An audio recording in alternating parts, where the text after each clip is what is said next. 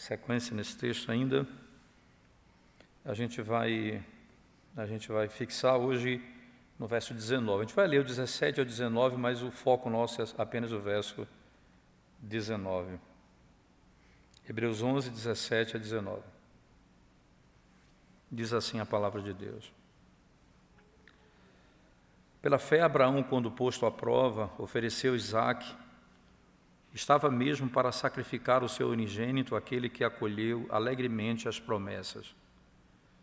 A quem se tinha dito, em Isaque será chamada a tua descendência, porque considerou que Deus era poderoso até para ressuscitá-lo dentre os mortos, de onde também figuradamente o recobrou.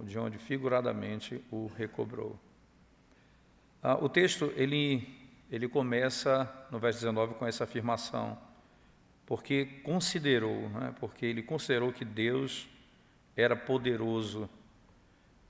Aqui nós temos várias partes nesse texto, podemos dividi-lo em algumas partes, pelo menos em 3, basicamente, né? A primeira, nós vamos observar, irmãos, é que Abraão, quando recebeu a ordem de matar o seu filho, o Senhor deu a ordem para que ele matasse o filho, e essa ordem estava conjugada com uma outra promessa, de que no filho seria chamada a descendência de Abraão. Então, havia aí um impasse. Deus ordenou que ele tirasse a vida do filho, mas Deus prometeu que no filho seria chamada a descendência de Abraão. Então, foi que Abraão fez, ele considerou, veja, ele não murmurou, ele não questionou Deus, ele não ficou levantando polêmica contra o Senhor, não, de hipótese alguma, não é? Ele tinha uma única convicção, ele arrazoou consigo mesmo, veja o texto, porque ele considerou que Deus era poderoso até para ressuscitá-lo dentre os mortos. Ele considerou que Deus era poderoso até para ressuscitá-lo dentre os mortos. Aqui a gente pode tirar alguns princípios básicos desse primeiro ponto do texto, irmãos. Quando Deus derrama sobre nós ou nos manda qualquer mandamento duro e difícil, nós não devemos levantar um caso contra Deus ou murmurar contra Ele, mas com toda quietude e mansidão nós devemos obedecer o mandamento dado por Ele. É impressionante o texto de Gênesis 22, de onde vem essa história de Hebreus 11. Em nenhum momento Abraão abriu a boca para questionar a ordem de Deus de matar o seu filho. É algo impressionante isso no texto. Em nenhum momento houve essa discussão, né? Essa é uma graça notável, irmãos, da parte de Deus, que Ele ordenou literalmente a nós. Veja, se você abrir a sua Bíblia comigo lá no texto de Isaías, capítulo 30, verso 15, diz assim, o início do texto, Isaías 30, verso 15, porque assim diz o Senhor Deus, o Santo de Israel, em vos converterdes e em sossegardes está a vossa salvação. Veja que coisa interessante, em vos converterdes e em sossegardes. Alguém vai descrever aqui, irmãos, a quietude e o descanso. E ele coloca, está a vossa salvação. E ele, veja só, em vos converterdes e em sossegardes está a vossa salvação, na tranquilidade e na confiança, a vossa força, mas não o quisestes. Onde é que está exatamente a força? Onde está exatamente a expectativa? Diz o profeta Isaías. Muitos vão pensar, irmãos, que é impossível suportar alguma coisa que Deus impôs sobre seus filhos. A nossa força espiritual repousa em duas coisas: no silêncio ou descanso e na quietude. A nossa força repousa em duas coisas: silêncio ou descanso e na quietude. E isso vai nos capacitar a fazer o que Deus quer de nós. Tem um texto riquíssimo, você vai lembrar do texto de Levítico capítulo 10, quando Os 2 filhos de Arão, Nadab e Abiú, entram no templo para fazer o primeiro culto, e lá eles morrem, porque eles trouxeram o que se chama de fogo estranho, não é? Eles trouxeram fogo estranho. O que é que acontece ali? O que é que acontece ali? Você vai perceber que Nadab e Abiú morrem, e aí é anunciado ao próprio Arão a morte dos filhos. E aí Moisés chega e diz, olha, Deus vai ser glorificado em todo aquele que se aproximar de mim. Eu vou ser santificado em todo aquele que se aproximar de mim. E aí foi anunciado que os 2 filhos haviam sido mortos naquele contexto. Aí o texto vai dizer o seguinte, irmãos, ele diz, ele manteve sua paz e não disse uma palavra. É interessante, o comportamento de Arão foi esse. Chegou a grande e terrível notícia. Ele ficou com o coração em paz e ficou em silêncio. Não deu uma palavra. Você percebe que aqui é aquilo que é dito, né? O mandamento de Deus, o peso da ordem de Deus. E ao invés de gerar murmuração, gera quietude e paz. Quietude e paz dentro do nosso próprio coração. A mesma coisa aconteceu com Davi. Se você abrir o seu texto, obviamente você vai encontrar lá no Salmo 39, 9, o salmista diz assim, emudeço, não abro os lábios, porque tu fizeste isso. Veja que coisa interessante, Davi vai dizer, eu sei que o Senhor fez isso, eu emudeço e não abro os lábios. Salmo 39, verso 9. Esse é um ponto importante para nós aprendermos na vida prática, irmãos. Nós não devemos não devemos murmurar diante dos mandamentos difíceis de Deus, nem apelar contra Ele porque o mandamento dele é duro ou aquilo que Ele requer de mim é pesado demais, mas com toda quietude e silêncio eu vou obedecer a Deus em tudo que Ele quer de nós. Tudo que Ele quer de nós. Abraão ouviu de Deus, vai e mata o seu filho. Com toda quietude e paz, ele fez o que Deus lhe mandou fazer. Não é? E aqui é dito ainda um outro elemento interessante que ele, no verso 19, não é, do capítulo 11 de Hebreus, ele diz, porque considerou que Deus era poderoso. O que foi que ele considerou? Ele considera consigo mesmo, ele aquieta o seu coração, mas ele considera alguma coisa, ele considera que Deus era poderoso para fazer. E aqui a gente aprende outra coisa importante, irmãos, que é necessário para o homem que crê, é necessário que ele tenha um bom conhecimento da palavra de Deus. Um bom conhecimento da palavra de Deus.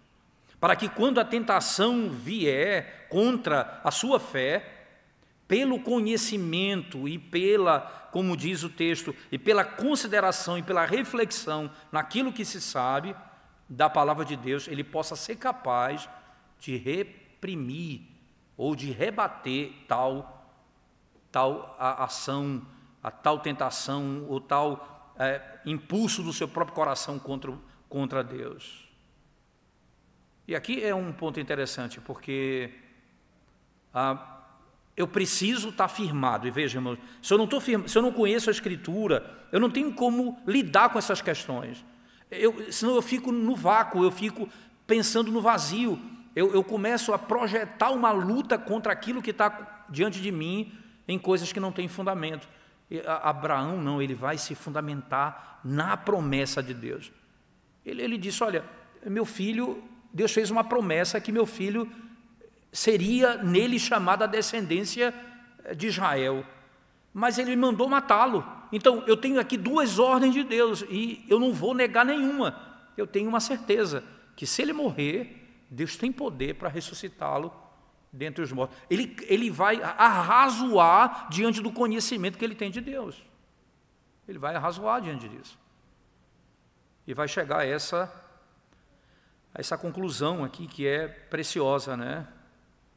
Eu preciso ter conhecimento para crer. Eu preciso conhecer para crer, irmãos. E quanto mais eu tenho conhecimento, mais a minha fé ela é justificada nesse caso. Isso é um grande ataque, né, contra a doutrina da Igreja Católica Romana. Porque a Igreja Católica Romana ela diz que o homem deve ser devoto e crer na igreja, não é, quando de fato, a igreja não sabe nem no que ela crê. Deixa claro, eu creio na igreja, eu não creio na palavra de Deus. E, consequentemente, esse tipo de conceito de crer na igreja é o que ele chama de fé implícita. Não importa o que a igreja falar, se ela falar, é a verdade. E aqui não, nós somos levados a entender aquilo que a palavra de Deus nos ensina. É isso que deve ser crido em qualquer outra circunstância. Então, o argumento de Abraão, irmãos, pelo qual ele vai se mover para obedecer a Deus, é esse, diz o texto. Ele considerou que Deus era poderoso para ressuscitar Isaque dentre os mortos. Dentre os mortos. Ele tinha uma convicção que não é revelada. Ele não declara isso para Isaque quando ele vai matá-lo.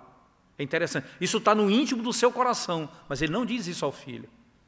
Mas ele fala algumas coisas interessantes. Por exemplo, lá no capítulo 22 de Gênesis, que é o capítulo que trata sobre esse chamado de Deus para que ele cumpra esse mandamento, Abraão vai dizer o seguinte no verso 5. Ele vai com alguns jovens, servos, e ele diz assim: fiquem aqui, eu e o rapaz iremos, adoraremos e voltaremos. Ele diz isso, todos os verbos, na primeira pessoa do plural. Nós iremos, nós adoraremos e nós voltaremos. Ele em nenhum momento disse que voltaria sozinho. Ele não declara com todas as letras que o filho poderia ressuscitar, mas ele cria de tal maneira que ele chega a dizer que nós voltaremos para cá. Nós quem? Ele e o filho. Ele sabia, com base nessa realidade, de que Deus era poderoso para ressuscitar o seu filho, mesmo se ele tivesse que matá-lo naquele contexto. Qual é a razão que Abraão tem, irmãos? Deus é poderoso para ressuscitar Isaque, meu filho, dos mortos. Por isso eu vou sacrificar meu filho de acordo com o mandamento de Deus, pois eu sei certamente que em Isaque será chamada a sua descendência. Deus prometeu tal coisa e me mandou tal coisa.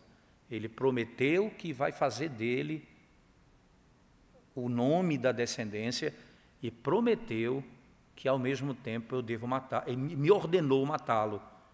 Eu vou fazer aquilo que Deus manda, porque eu creio que Deus é poderoso para cumprir as suas promessas. Aqui nós somos imediatamente conduzidos à necessidade de obedecer a Deus em toda e qualquer circunstância, irmãos, de momentos difíceis que Deus impõe sobre nós.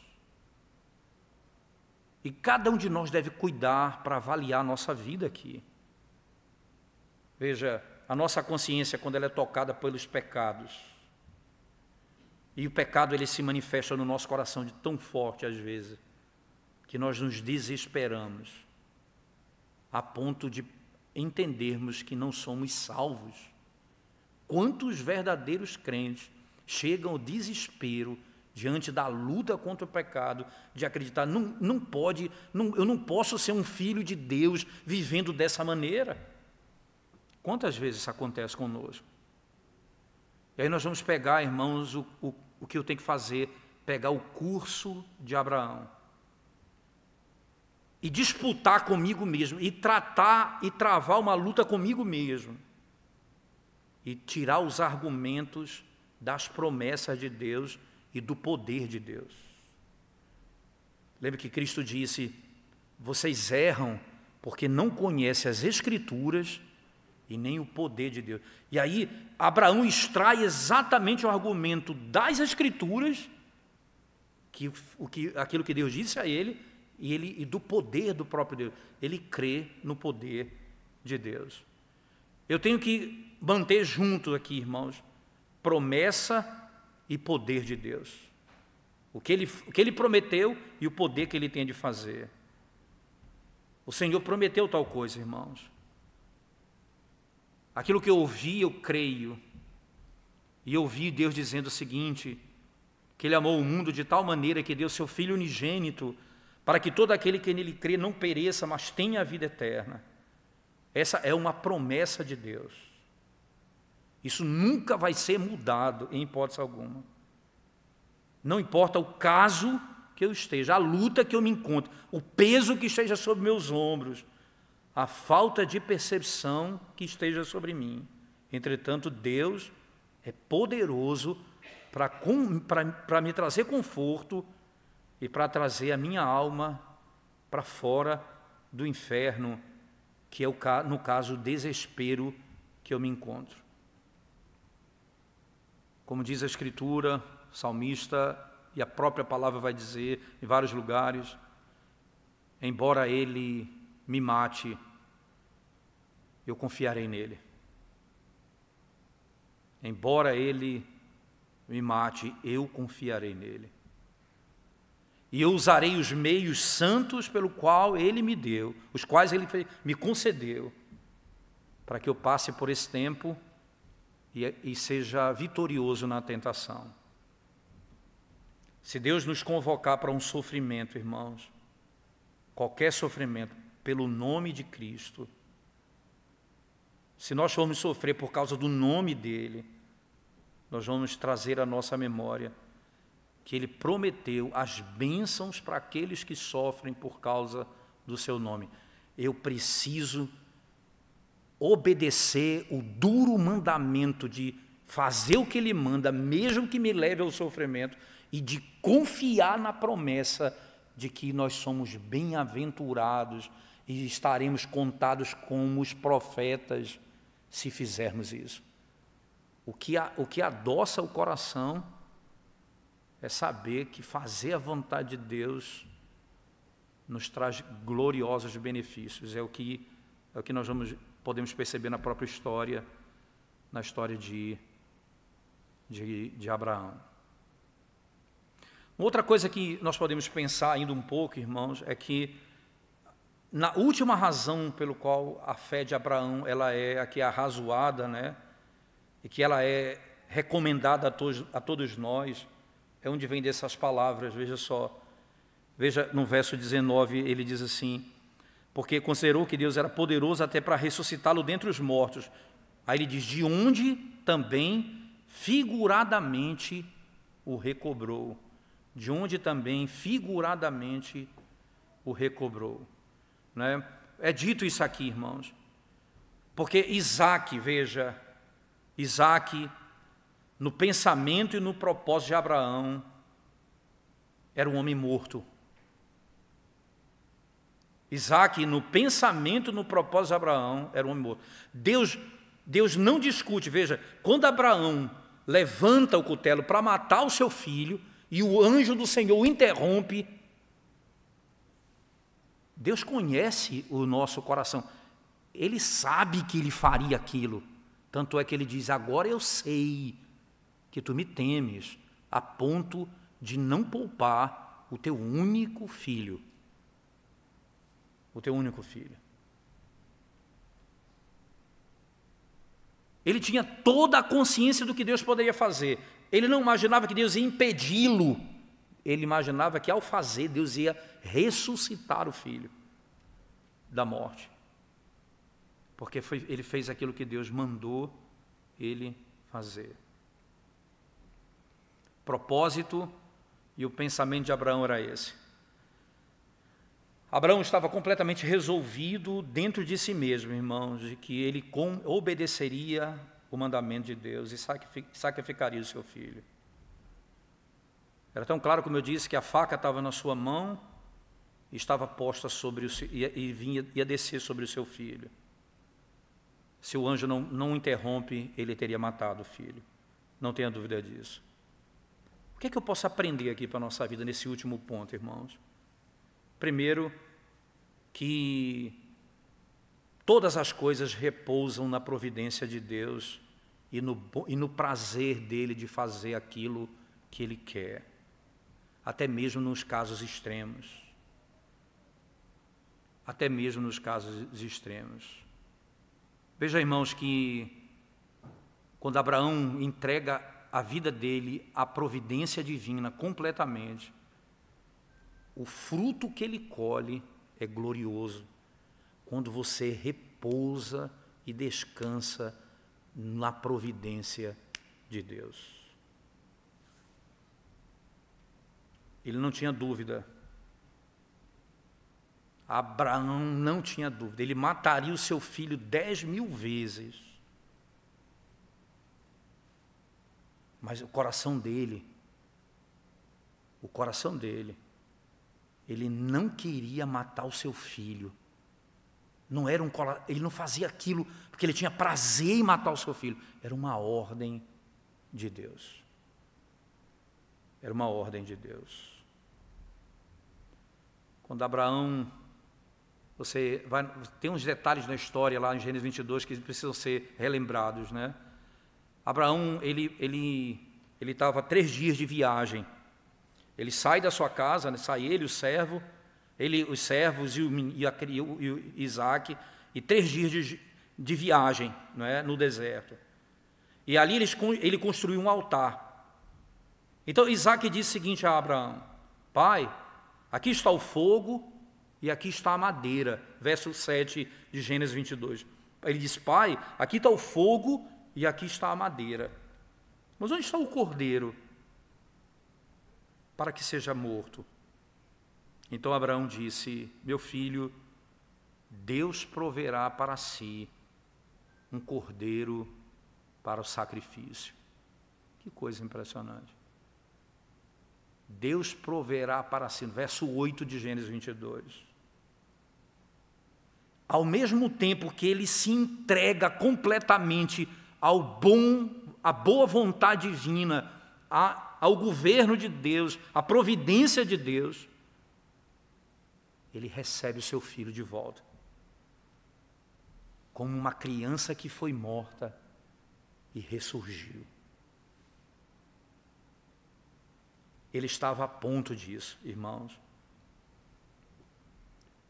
Imagina você em qualquer situação da sua vida que você não encontra nenhuma esperança ou nenhum bem, você imagina isso, ou para qualquer coisa da sua vida, nada é bom e tudo o que você tem e que espera é terrível. E parece que os meios vão falhar e nada vai resolver. O que é que me sobra como cristão? Quando todas as coisas falham, quando os meios externos, quando aquilo que eu tenho, quando a minha expectativa falha, o que é que me sobra como cristão? Eu me lançar na providência de Deus e respeitar a sua boa vontade. No fim, nós vamos ter conforto. No fim, nós vamos ter conforto. Abraão fez isso até o fim. Ele recebeu seu filho de volta. Ele recebeu o seu filho de volta. Quando nossa vida, irmãos, nós somos conduzidos a momentos de extremidade, né, diante da nossa vida. O que é que eu faço quando eu estou numa situação que todas as coisas ao meu redor falham? Normalmente aí eu vou procurar os ímpios, algumas vezes até Satanás, pessoas que uma enfermidade, vão querer ir para um lugar onde possa ser curado numa sessão. As pessoas vão entrando em colapso. em busca de uma solução, elas não conseguem esperar na providência, na santa providência de Deus. Elas se entregam ao pecado. Aqueles que temem ao Senhor, sendo colocados em qualquer momento de extremidade nessa vida, devem esperar pelo bom tempo do Senhor e pela boa vontade e santa vontade de Deus. E o que é que eu vou receber? O que é que eu vou colher? Conforto e alegria para a minha alma.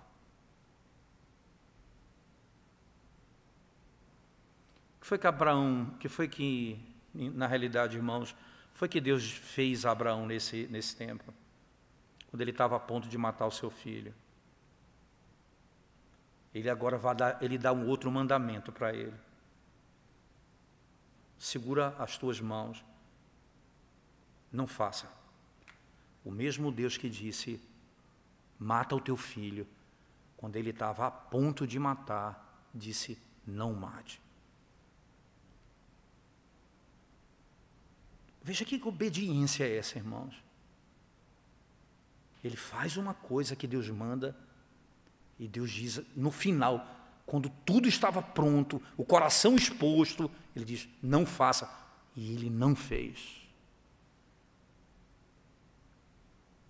Totalmente submetido à própria vontade santa e infalível de Deus.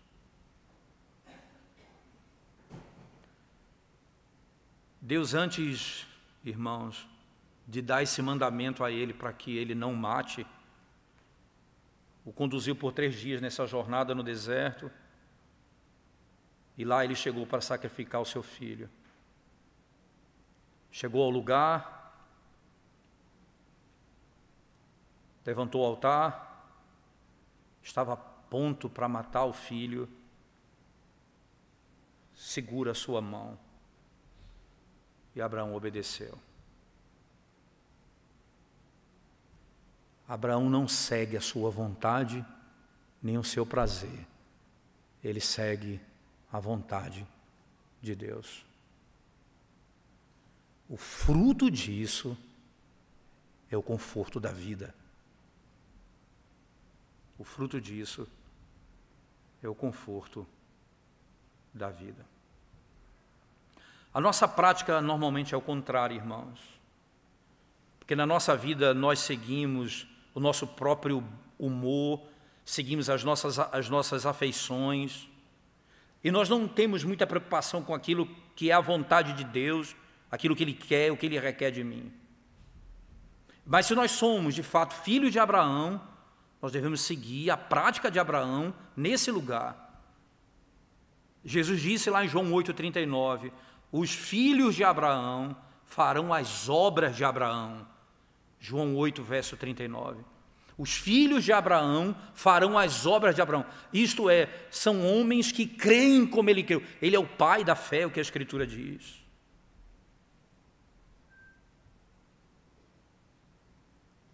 Os bons servos, irmãos, eles vão e eles voltam. Eles fazem e desfazem segundo o prazer do seu Santo Senhor. O bom servo faz tudo o que Deus mandar. Eles esquecem de si mesmos para obedecer os seus mestres. Para obedecer os seus mestres, irmãos.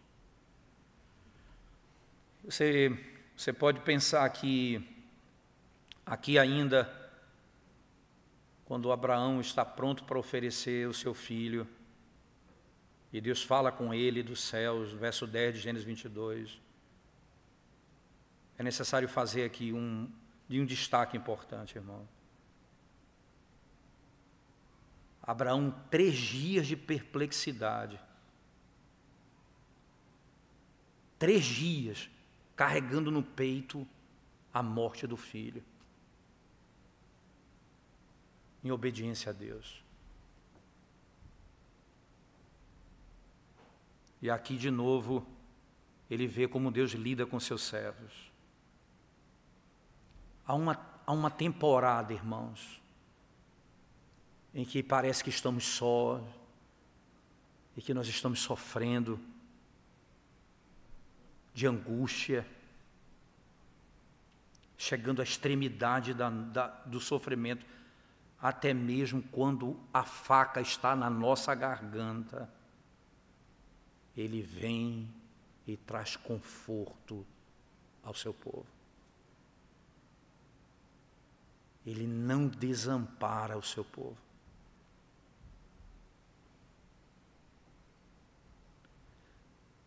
Os puritanos, quando interpretavam o livro de Cantares, né, eles associavam sempre ali o marido com Cristo e a esposa com a igreja. Venha comigo, por favor, é interessante, livro de Cantares, o Cântico dos Cânticos, né? Capítulo 3, por favor, irmãos. Cantares, capítulo 3. Nós vamos ler do verso 2 até o verso 3.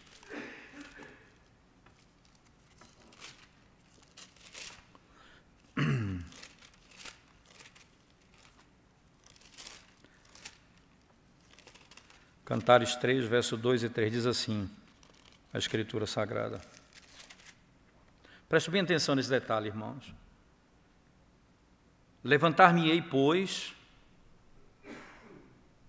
e rodearei a cidade pelas ruas e pelas praças.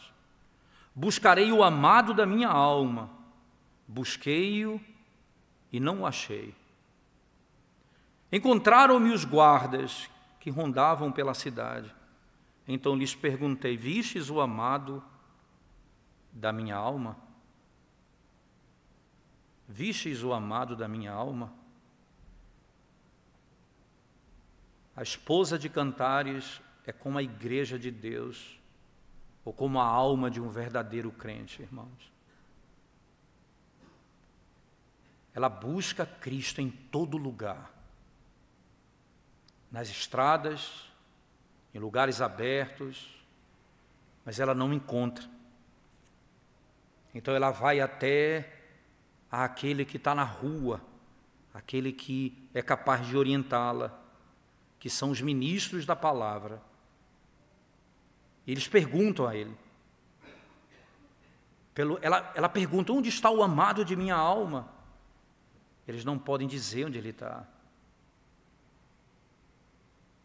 E agora parece que o desejo a ideia de ser capaz de achá-lo foi passado, ele não consegue mais. Mas você perceba no texto, irmãos, verso 4. Mal os deixei, encontrei logo o amado da minha alma. Veja, quanto tempo em busca, no desejo de encontrá-lo, de ter aquilo que vai renovar minhas forças, e parece que não vou achá-lo. Se anuncia, se diz onde ele está, e nós não encontramos, e eu vou à procura dele. Essa é a alma do crente, ele anseia pelo Senhor, até que ela o acha. Até que ela o acha. Aqui você tem como o povo do Egito, o povo de Israel que foi tirado do Egito pelo poder de Deus. No capítulo 14, verso 25, eles chegam bem perto do Mar Vermelho, e eles olham para trás e Faraó e o exército vêm para destruí-los. Grande aflição é tomada deles, angústia. Passou o tempo da aflição, passou o tempo da escravidão, mas eles ainda estão com medo. Diante dele, de um lado estão as montanhas, do outro o mar, e eles clamam a Moisés, que pela ordem de Deus divide o mar e eles passam a pé enxuto. Faraó e seu exército eles foram engolidos ali, naquele contexto. Eles foram levados ao extremo e foram salvos ali por Deus, naquele contexto. Quando Deus nos conduzir para qualquer caso de extremidade,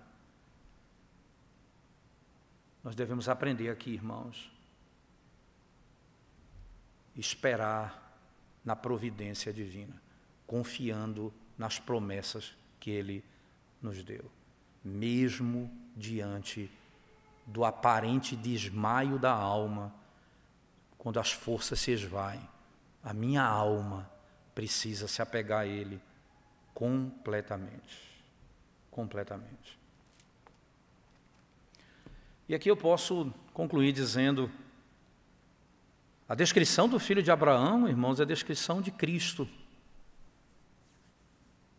Abraão figuradamente trouxe o filho da morte, porque realmente ele não morreu. Jesus Cristo confiou em Deus, obedeceu, foi crucificado, morto, foi levado para o sepulcro. Ele entrega o espírito dele ao Pai, ele confia no Pai completamente. Ele entra na morte e ao terceiro dia ele sai. O fruto de esperar pacientemente no Senhor é glorioso, irmãos. É glorioso quando nós esperamos nas promessas de Deus, mesmo diante das maiores dores e da extremidade de sofrimento que pode cair sobre nossa cabeça em qualquer circunstância da vida. O exemplo de Abraão é um bom exemplo, é um exemplo santo para seguirmos. Os filhos de Abraão praticam as obras de Abraão. Vamos orar ao Senhor nesse momento, irmãos. Senhor, nós te exaltamos pela bênção dessa noite, pela glória de podermos desfrutar de um tempo de reflexão na Tua Santa Palavra, sermos desafiados, Senhor Deus, a confiar em Ti. Ó, como somos fracos, ó Deus, incapazes por nós mesmos. Não é um poder pessoal, nem uma força pessoal, é o poder do Espírito. Aquilo que aprendemos, nós ouvimos do Senhor também. Sem mim nada podes fazer. Opera em nós, ó Deus, aumenta a nossa fé, enche-nos do Teu Espírito, ensina-nos a confiar no Teu poder e na Tua palavra, para não esmorecermos, para não sucumbirmos diante das muitas aflições dessa vida. Em nome de Jesus. Amém, Senhor Deus.